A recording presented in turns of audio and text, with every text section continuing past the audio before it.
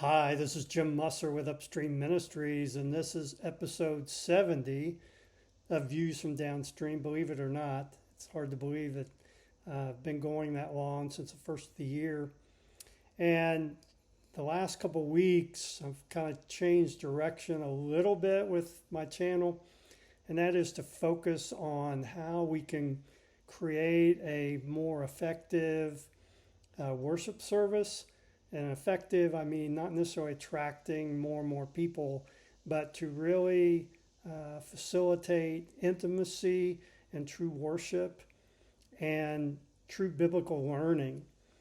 And last week I talked about how testimonies can be a powerful encouragement to any congregation if people hear about what God is doing in people's lives. And I mentioned that testimonies are not just how we became a Christian, became a follower of Jesus, but also what God is doing in our lives right now or in the last few months or last year, and being able to share those things.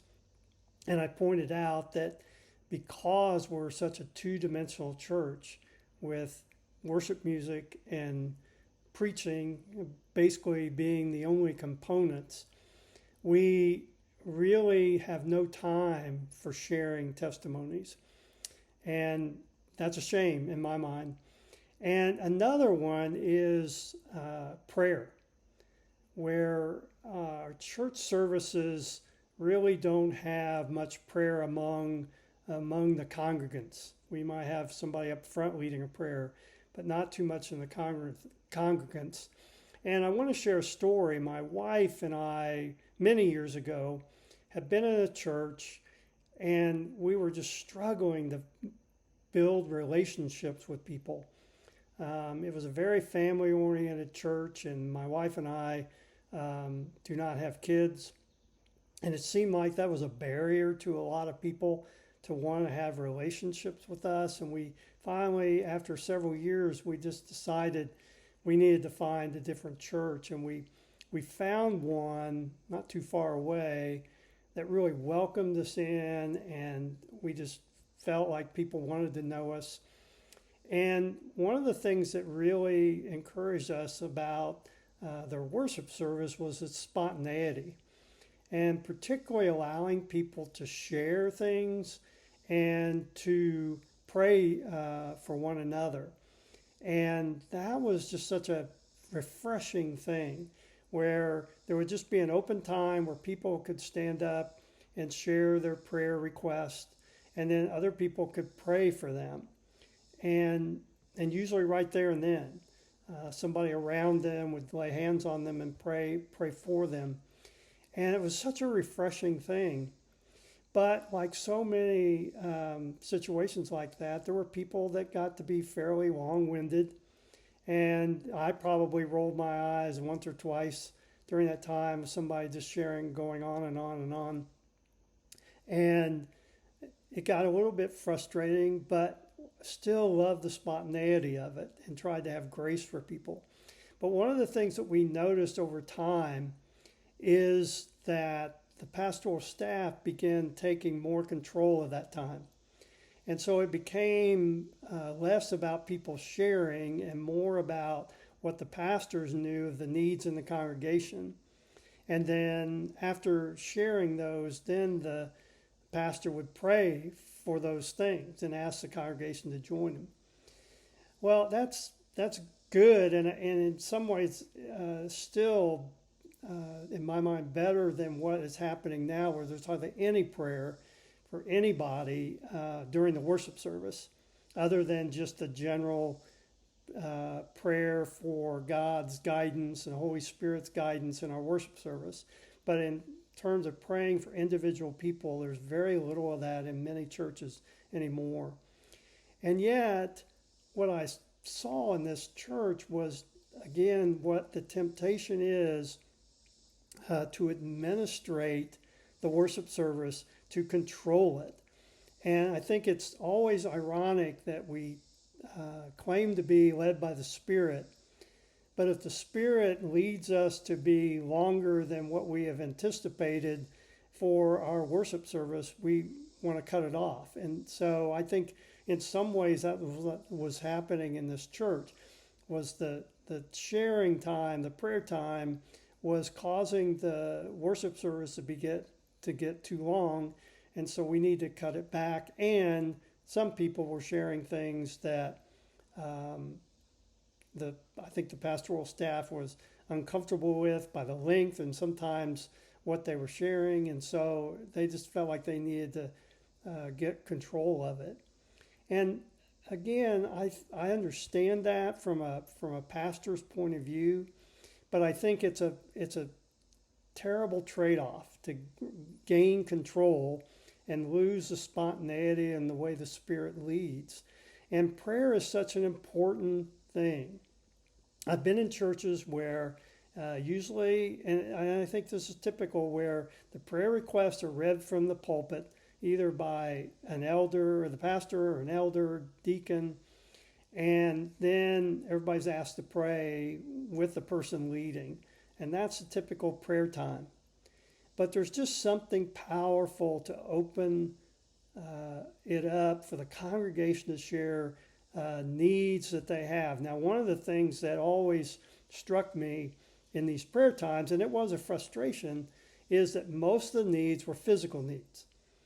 Somebody's, aunt or brother or mother had some physical ailment, whether it be cancer or something else, an operation coming up, and so they would share about that. But what was absent was any kind of spiritual focus in terms of like people struggling with their faith in God, or they knew somebody that really was struggling with their faith or walked away from the faith and really wanting prayer for them, praying for humility in life and before the Lord so that they can be a better witness. There's all kinds of things that we could be praying about, but most of the time people are most comfortable when they're mentioning requests, it's for a physical one.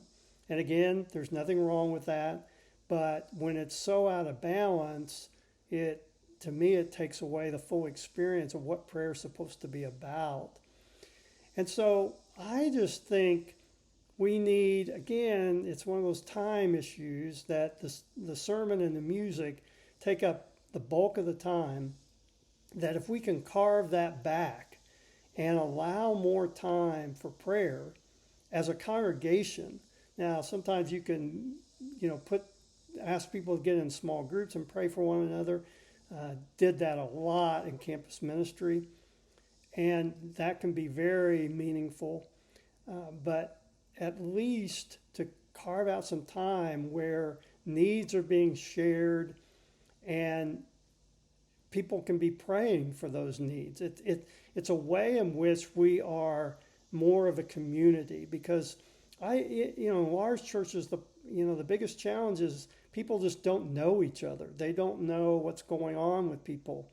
And so the more we allow sharing, like testimonies and prayer requests and praying together, the more the people will get to know each other and develop more intimacy with one another. I just think that this idea of a worship service just being music and preaching, I think people genuinely are okay with that because it's the normal. But like I said a couple of weeks ago, you can get used to and consider normal very bad coffee, but it doesn't make the coffee any better. It's just you're used to it, and there's just so much better coffee out there, and there's so much better worship experience, fellowship that we can have in our local churches than we're experiencing right now, because we've made the decision to focus on the worship music and the preaching, and we just don't have any time for anything else. So I really want to challenge the leaders of churches to think seriously about carving out more time, not only for testimonies, but for prayer, and begin to really see the value of that as in terms of building community, because that's what the church is supposed to be, a community of believers, not an audience of believers, but a community of believers. And you can't have community without knowing people and feeling a oneness, a unity with them. And you're not going to get that with the typical worship service of the day. And so I'll just emphasize that again. I feel like that's would enhance our worship services to a great extent and be more attractive to people, particularly once they learn and get accustomed to it. It'll attract them more than just the passive listening and the music, singing songs, and which is fine, but it doesn't need to dominate the worship service. We need other elements in that to really make it a holistic and truly spiritual experience, I think, for people. So I'll leave it there, and we'll come back next week and talk about another aspect of how I think we can make the church worship service a much better experience for people and much more enlightening and encouraging. And until then, we'll see you next Wednesday.